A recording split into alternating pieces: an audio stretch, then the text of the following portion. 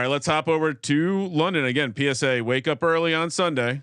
We have football starting at 6:30 a.m. here on the West Coast, 9:30 a.m. on the East Coast, and it's the Jets and the Vikings. Vikings are catching 2.5 points, plus 130 on the money line. 40.5 is the total. Is this backwards? Did I fuck this up? Yeah. Okay, then graphic is my bad. Regardless of the spread, yeah, Vikings are laying 2.5. The handicap is very simple to me. We always break this game down from an organizational standpoint because you have to lift and shift your entire operation across the pond and do it in a way that's not going to affect your way to be optimal on Sunday. And one of these teams, the Minnesota Vikings, who by the way are looking ahead to a bye, and are catching all the money right now for obvious reasons, they've come into every game with a plan. Yeah, they've executed that plan well. And it doesn't seem like, in some ways, I guess the argument would be they haven't faced a ton of adversity this year, but it's because they've been so well planned and so ready for every situation. Meanwhile, the Jets have literally been the opposite of that. Yes, there's infighting. They trade for guys they then can't get under contract. that was the exact opposite of having a plan. They wanted, this is talk about corporate gambling. They wanted to hire another layer of management over the offensive coordinator to help contain a situation. That's exactly what you do before you lay someone off. So I don't know. Again, another simple handicap, but I don't know how you could possibly take the Jets here. Yeah, I mean, the only reason you would take the Jets is if you're, I think if you're a market handicapper, you might like the Jets in the idea that, hey, this game swung 3.5 points. You're getting 3.5 points of line value. Everyone, it appears, the public has been doing very bad, and the public is all over the Minnesota Vikings. But I can't go against the public. I mean, you haven't even mentioned, Ryan, Aaron Rodgers in that knee.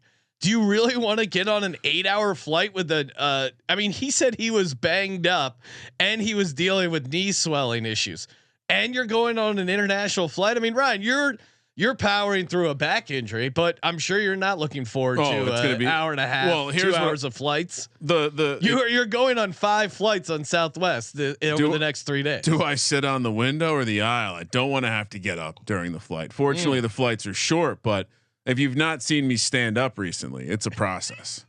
I'm already waiting for the Uber driver looking at me as I'm like squirming out of the back of the car. Yeah, I mean, this is a bad. I've read that maybe the injury isn't a big deal, but to your point, it's not the week you want to have to deal with swelling. Yeah, and either way, whether he's injured or not, he was limited in practice, so he obviously got banged up. If you watch that eye test, the Broncos defense was all over this Jets offense, and I think the Minnesota Vikings are going to bring a ton of pressure, and I think it's just going to be a really tough matchup for them. Now on the other side, it could be kind of ugly.